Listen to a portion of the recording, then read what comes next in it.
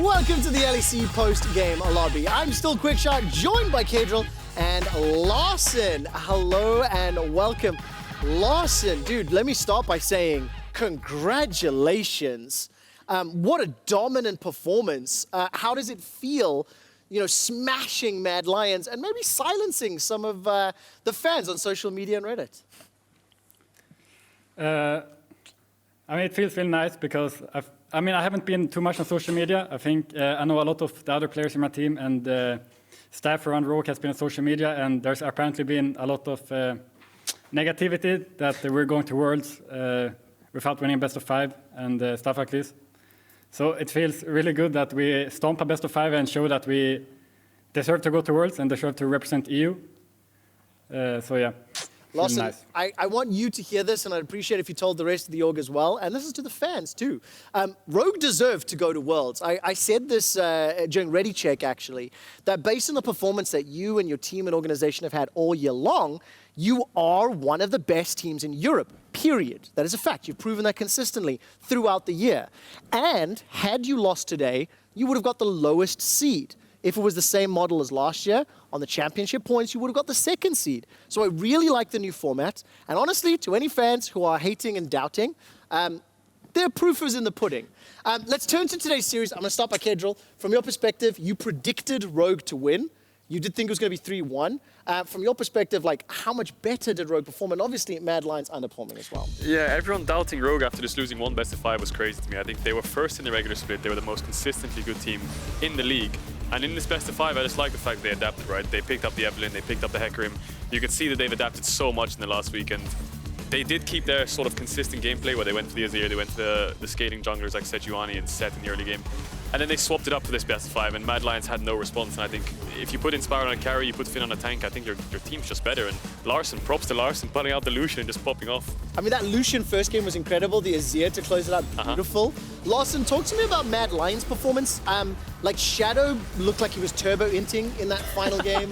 And as a whole, Mad Lions just didn't really load onto the Rift. Feels weird to hear a boomer say turbo-inting. What was Mad Lions' performance from your perspective, Larssen? I think that maybe we're happy after winning against Mad. Schalke and reaching Worlds. So maybe they didn't have full focus coming into this best of 5, and they maybe underestimated us as well. But I also think we played really, really well today. I don't think it's them playing bad. I think we played really, really well. It's both sides, right? We were just in the zone. I felt like everyone's in the zone in the team. But I definitely felt like they didn't have full focus. It was kind of our best of 5 against Fnatic last week. So yeah, I saw them picking up Nidalee, Graves. He was really first time in these champs, completely running it down a little bit. I think Inspired was mega popping off.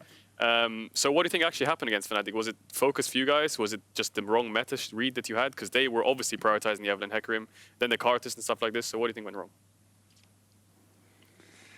There's so many things actually. I think we had not that great read on the meta, right? Since we didn't play really Evelyn or Hecarim. We didn't play those farm youngers that much. And we didn't play that much Lucian mid either, for example. I think Fnatic came in with really good drafts with the Lucian mid and AP angle. But most of all, I don't think it's draft was the issue. I think we played really bad. We just played really bad. It wouldn't matter which draft we had, I think. I think we would have lost anyway, just because how bad we played. We had some kind of bad days coming up to the Fnatic game. I was very sick for 3-4 days before the game. And Finn also had some issues outside of the game. And so yeah, it wasn't optimal preparation for the game. And we also underestimated Fnatic quite a bit, I think. Because during the regular season, they looked quite bad. So coming into the game, we didn't really prepare that much. And we felt like we were going to win really easily. But we definitely did not, right? So I think it's just a combination of a lot of things. But I think we just underestimated them a lot. I really appreciate and respect your candidness in those responses, your earnestness in telling the perspective that you've looked at a lot of things. I thought Vander in the losers interview was also very similar, looking internally and also acknowledging where the issues came from. I have to give you credit, Larssen. The turnaround from that performance to this performance is phenomenal. And after game one, Caedrel actually said on air that it felt like Rogue were copying Fnatic's homework and executing it exceptionally well. You talked about the meta read. Did you learn a lot from that series? Not only obviously from the defeat, but looking how Fnatic played and how the rest of the series have played out. Wait, can you repeat the question again? Yeah, of course. I Basically just trying to ask how much you learned from obviously the defeat to Fnatic, but learning about the meta, seeing what was good. You mentioned you didn't play Lucian. So how much did watching all of these other series help inform what is good in the meta and what Rogue should be playing like you did today? Yeah, what we noticed mostly was that we played too much scaling, right? We didn't play that much early game, and we just played the kind of the farming mid and the supportive jungler like Trundle, Set, and these champs. So we kind of decided to play a more aggressive style, which you saw this week. So I think that was like the biggest thing we learned, that we just needed to play more aggressive style. Got it. Makes a lot of sense. Yeah. I'm Larssen. I'm going to ask you to sit tight for a moment because we do have an extra interview lined up as Laure will be checking with Mad Lions coach. Thank you, Quickshot. And thank you, Mac, for joining me after this series. Hi. Hiya. Any hot reaction about what didn't work out today, maybe? I think it's a big mix of things. I mean, we're a very young squad and I'm not very experienced as a head coach yet. So I think a lot of it is on me. I think generally there was a big kind of atmosphere of celebration and relaxation after we qualified for Worlds, right? And I think we got a little bit complacent and I think our preparation probably wasn't good enough. I also think that we just played really badly today. Okay. Like we just had a lot of kind of slip-ups that we wouldn't normally make and the energy felt a bit off today. Yes, it gives you things to work on preparing for Worlds. And I don't want to be disrespectful, but you got back-to-back coach of the splits and you had an amazing performance with a rookie squad. So don't blame yourself too much with this. You still reached Worlds in the end, and they will be playing for the first time for most of them actually, besides Humanoid. So talk me through the World prep, the upcoming World prep, and how they will be ready for the tournament. Worlds prep is always really fun. There's so much to learn from other teams. So you really have to change your focus from being inward looking to being very, very outward looking and really spending as much time as you possibly can. We're obviously going to be going through the play-ins now as well, which means an even greater number of teams and regions that we then have to go and research. So I think we're going to have to be really disciplined with ourselves and really hit the road running when it comes to practice. Obviously, there's going to be a lot of extra factors as well going to China because there's kind of jet lag and things like that to deal with and a lot of logistical stuff.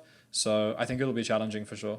How do you foresee things happening? Because I know it's going to be complex. You guys are going to have to go beforehand to be ready like for 2 weeks before the tournament happens. So how are you anticipating all this? Because that's new. You didn't have this last year at Worlds. Definitely not. I think it's a huge challenge for players, especially in a young team like ours, because everyone's going to have to be so disciplined with themselves, you know. Like if you're kind of quarantining on your own, which we will be, it's so easy to slip up and I don't know, like not deal with the jet lag properly or not exercise properly. And obviously we're not going to be able to get much like sunlight and things like that. So it's going to be really, really tough to actually stay kind of disciplined and on top of things, I think, because yeah, we're not a very experienced team, but I think we've done a lot of kind of logistical preparation and planning in preparation for it. So fingers crossed it'll be okay. Okay, that's very good to know. And you keep on mentioning the fact that you don't have a lot of experience, but I recall you were playing at Worlds last year and also in play-ins with Splice. So anything you learned back then that will help you maybe approach play-ins better this year? That's a really tough question. I think in play-ins, normally the teams that like just play their style are doing the best, right? Like you commit to one style and play it really, really hard, and you kind of have to be willing to bet that the other teams aren't strong enough to be able to punish you super hard for it, which I think has been a weakness for us in the past, playing against really strong teams in Europe, right? Like last split against G2, today against Rogue. Like these teams innovated and adapted around our playstyle to be able to shut us down. And I think that the teams coming through from play-ins generally have less ability to do that. All right, well, I wish you the best of luck at Worlds. I have no doubt you will make us all proud, and thank you very much, Mac, for the interview. Thank you very much. And back to you, Quickshot. Thank you so much, Laure and Mac. Absolutely fantastic interview, and I love the fact that straight out the gate, acknowledgement that leadership and maybe coaching could be to blame, as well as the fact the players didn't perform. Now, I committed to making this joke before I saw the interview, and it does feel a little bad. But now that we are done with the series, I took a screenshot of an absolutely incredible meme that I saw, and Kevin was unable to get me a graphic that would fit. So I made him zoom in on this. Kevin saying in my ear that it's my fault. Glad lion, sad lion, more like the kitty cats today. So we turned that one to screen. Thank you very much. Apologies for that very selfish moment. Let's go back to regularly scheduled viewing. Larssen is still with us. Rogue have now secured this spot in the semi-final. You guys are going to face off against G2. You're also guaranteed to go to the World's group stage, which after winning the summer split was likely expected. So let's talk a little bit about both of these things. Let's go with Worlds first. What does it mean to you, Larssen, to know that you get to watch play-ins, you get to see some of the other teams performing, learning some of the meta, and then you guys are going to be starting groups maybe against TSM? I mean, it's very nice to be in the group stage because the playing stage starts kind of early, so you would not have that much time to prepare for Worlds actually, since you need to go to China and have the quarantine and everything. So playing starts really early, so it will be very hectic, and we wouldn't have that much time to prepare if we went to play-in. So it's really nice to get to learn the meta more. And yeah, I mean, being a group stage and playing all the best teams would be really fun, of course. And of course, what are your expectations going to be for the Mad Lions? Them starting in play-ins. We know that there's a number of very strong teams that are going to be there. You know, would you have preferred to be in play-ins, to play those games, or is it easier and better to watch them and prepare backstage? And we talked about a little bit about this in Ready Check. Usually, I think it's kind of better to be in play-ins actually, because you get to play a lot of stage games and to learn the meta. But since it's such a short amount of time you have to prepare before play-ins now, since it starts kind of early, I think, I prefer to be in group stage. But usually it's not that bad to play in play-ins, right? Yeah. And I think Mad will, I'm not sure how hard it is to go for play-ins. I didn't really look at it. Is there like a lot of good teams, or? They're still qualifying. So we've only got 14 or 15 teams qualified right now. A number of regional playoffs are still happening. So I can't say if it's going to be difficult. The thing that I would say is that if you lose games in group and you end up being the second seed, that then has to face a first seed from, you know, one of the other groups, that could be where problems would arise. So, you know, I'm not too certain what's going to be easier, but obviously the stage games, as you mentioned, the extra prep earlier. So there's pros and cons to it, right, Caedrel? Yeah, I kind of have to agree with Larssen. I mean, if it was past years of Worlds, I would say play-ins could be useful because you have these rookies, you get them on the stage, you get the crowd, you get the hype, you can sort of feel the Worlds vibe, and the pressure eases on you a lot slower than if you're just thrown into group stage. But I think with the system this year, I think group stage is obviously better because there's a lot less hectic stuff going on. You can relax a bit more, take some more time off from now until World starts. And I think that's something that some of the teams may need if they have had a really long split. Yeah, get some rest and recuperation. Let's turn our attention to next week, though. Obviously, we've got the finals coming up, semi-final on Saturday, finals on Sunday. Before I go to Larssen, Rogue versus G2. This is now the matchup.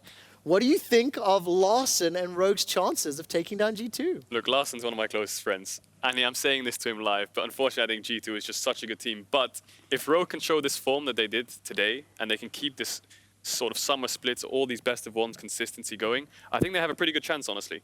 But I still think G2 is favored. I think it will be a G2 Fnatic final, but I hope Larssen wins personally as a friend. Larssen, what do you think of your chances next weekend against G2? If we play like this week, I'm kind of confident that we can win. I think we have good chances. We have never won against G2 though, which is something that people will say, right? And that it's kind of in our head a little bit, I think. But I mean, I think our chances are pretty decent. I think individually they're not performing that well. Besides their solo laners, I think rest of the players are not performing as well as they usually are individually. So I think maybe we can exploit them on the individual level. And I mean, obviously they're the favorites, right? Which is fine. It's kind of nice being the underdogs anyway. And hopefully we can break the G2 Fnatic final thing. Yeah, that would be nice. But I mean, Fnatic was 0-7 against G2 before Yeah. they started their best of 5, right? So you never know, Rogue might take over. Yeah, but the thing is, their solo laners are carrying, and I saw what Whipper did to Finn, right? So Yeah, it was, you know, that it was a bit that was illegal. a change. But also, like Finn today versus Fnatic, like it's completely different. Yeah. Larssen, quick question before we start to move on. Have you had a chance to watch many of the other like regional finals and playoffs like LCK or LPL? And if the answer is yes, how do you think European teams will stack up against some of like the Asian regions that obviously have been so dominant for so long? I mean, this is a really hard question for me, right? I've never played at Worlds, so I'm not really sure how good they are. And when you watch, I watch a bit of LPL and LCK. There's so many games, so it's really hard to watch all of the games. But I watch a bit of them, and in LPL, for example, it seems like they're just handshaking a lot of fights. So maybe if you don't handshake the fights, you can like win against them. And I mean, I'm honestly not sure. It's so hard for me to say how good they are. We just need to play there and then I'll see how good they are. It's a really unfair question. I realize that. But when you look at the levels of LPL and LCK, from the few games that you have seen, fans at home, we theorize which region, which leagues look better. So if you were to say which regions look better, based on how they play within that region, is that something that you can say right now? Go LPL, LCK, LEC. We'll just focus on those three. I mean, then I would say LEC is the best. I think LEC can be the best, actually. But usually coming into Worlds, the Western fans are usually underestimating LEC, I think. And since Asia is kind of hype, like you see the Chinese teams, you see the Korea teams, people will hype the Asian teams up a lot. But as we saw the past 2 Worlds, LEC has performed better than LCK, right? So I know a lot of people are saying that EU will kind of get stoned by Asia or something, but I don't think that will be the case. I think LEC will be very strong this year as well. So Yeah, I kind of agree with Larssen, honestly. I think Europe is looking pretty strong. People just underestimate them. They see Knight and Caster and all this stuff popping off, and they're like, wow, the LPL looks amazing. But we've got some good teams too. I think we're going to do pretty well. I think so too. I think we actually need to stop talking about this because if we hype everyone up, then we can only get disappointed. Right? True, so I think true. We're gonna do as a terrible. fan here, I think being surprised, being the underdog, like Larssen and Rogue just said, maybe can help us. Anyways, next Saturday, Rogue will take on G2 in that direct elimination match. They are fighting for a spot in the final. I'm not going to ask Larssen this. I already have a prediction here, but I'm going to get a score line. You said you think G2 will win, right? Caps versus Larssen. Talk to me about the laning phase, and then give me which team's going to win the score and the score. I think it's just super even. I think both Larssen and Caps are super strong. I think, obviously, Larssen, who we've seen throughout the regular split, really prefers his control mages and getting advantages in lane and then just popping off in fights, whereas Caps sometimes likes to roam around the map. But I think if Larssen has his good matchup, has the push, I think Larssen will do super well against Caps. But I think it'll be pretty even overall. If in terms of scoreline, I think it would go to 5 games. I would favor G2 because they are the favorites, obviously, and they are the best team historically in Europe for the last couple of years. And they are known to step up in best of 5s. And I also feel like against Fnatic, they dropped the ball a bit. I think they'll take this one really, really seriously. So I would favor G2, but I think it could go to 5 games. I really hope that it does go to 5 games. Larssen, we're running out of time, so I would like to ask you, do you have any message that you'd love to say to the fans, to the Rogue supporters, maybe to some of the haters? I'll leave that to you for our closing thoughts. I mean, I don't really care about the haters, right? It's just fun to prove them wrong today. But there were a lot of people who also supported us the past week after Fnatic loss. It's I just want to say thank you to everyone who supported us the past week, since we got a lot of hate, right? So yeah, I always say thank you for the people who supported us past week. Larssen, I would like to say thank you to you personally as well. Thank you for a fantastic performance today. Thank you for playing exceptionally well throughout 2020. And I expect to say thank you for your World's performance as well. Congratulations. I'll see you next Saturday. That's it from us here in Berlin. Be sure to tune into the LCS later tonight as Team Liquid and FlyQuest hit the Rift. We'll be back next Saturday for the last weekend of the LEC 2020 season. See you then. See you. Thank you for the carry, Caedrel. It's good fun. I'm known for carrying boomers.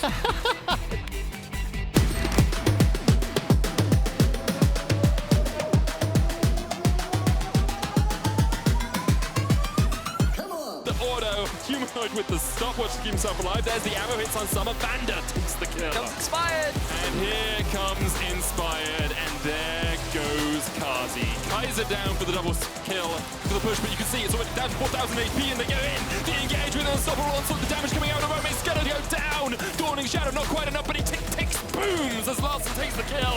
Kaiser's second on the menu, and Rogue Inspired still trying to step forward. Humanoid almost goes down, and Kaiser's low as well. And here comes the charge. Rogue sense it. They smell blood in the water. They take two, and they will look to close out the game. Humanoid's going in. He has the flank. He has the gold card. He locks it straight onto Vander.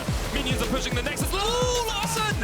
The top mid laner statistically in the regular season. And you thought for a moment Mad Lions had a chance, but Larssen slammed the door right in their face.